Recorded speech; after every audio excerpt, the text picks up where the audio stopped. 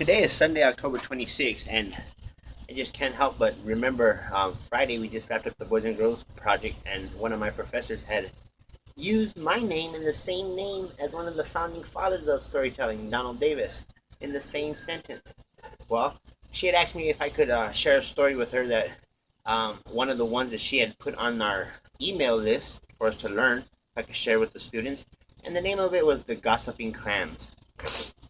Now, the Gossiping Clams takes us to a place in North Carolina, right where the beaches meet some of the freshwater ponds, where the animals of the community go there and get their fair share of nutrients for the evening. They drink there around the pond, they eat there around the pond, and Mr. Snake gathers there with Mr. and Mrs. Cricket and Mr. and Mrs. Fox and Mr. and Mr. Bear.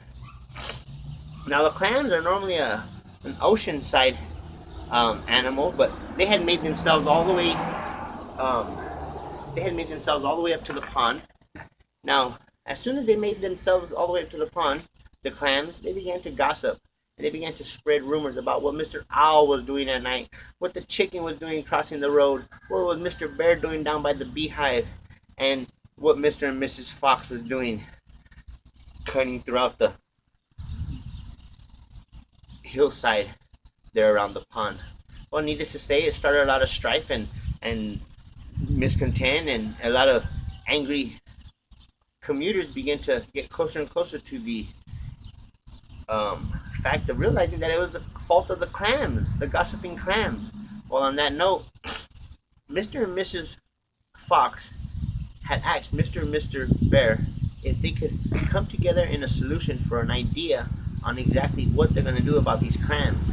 Now, it came to pass that the fox, as cunning and sly, as smooth as he is, said, "I got a great idea, but I'm going to need your help, Mr. Bear.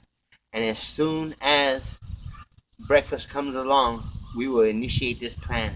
So Mr. Bear was all into it. He ran back to the house and he grabbed an old beehive. And with that old beehive and with his sharp claws, as soon as them clams began to open up their mouth and gossip, he grabbed one by one and threw them into the beehive. An old beehive that he had from many, many months back. And there inside the beehive, you could hear them all now shattling and rattling and crackling all the hard shells together. And just like Mr. and Mr. Fox had planned, Mr. Bear took them all the way down to the ocean side. There on the beach, Mr. Bear began to dig a big, big, big, big, deep hole where he threw all the clams into the hole. And as soon as all the clams are in the hole, they began to open their mouths and say, "What are you doing, Mr. Bear? I had to tell you about what Mr. Fox was doing last night, or what Mr. Owl was doing." And this was going to be the last gossip that these gossiping clams were ever going to tell.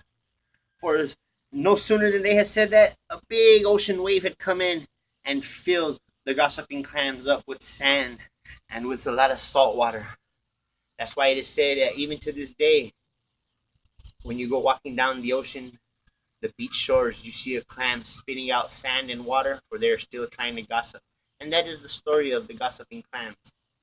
That is a kid's version, and that's what we had shared with the young boys and girls at the Boys and Girls Club. Now, it just brought to my attention the other day, the weed eater. It's a very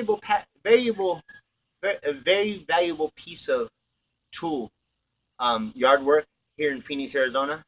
And I thought to come up with a folktale or some kind of a culture traditional story telling of the golden weed eater, the golden extension cord, and the golden weed eater. For it is these items right here sometimes that are passed between 5 or 6 different households to take care of the daily tasks. It's not necessary to have a weed eater like we had in Texas, where we had rainfall for 4 or 5 months out of the year, where you need a 2 or 3 gas powered weed eaters to take care of all the brush. But here, it's used very seldom, but it's treated like gold. Therefore, I want to make a story called The Golden Weed Eater. And if you don't mind, I'm going to just show you exactly what the weed eater entails here, and we'll be finishing up. But thank you very much for joining us on Adventure Seekers Association Facebook page and YouTube page. We sure appreciate it. You have a great day.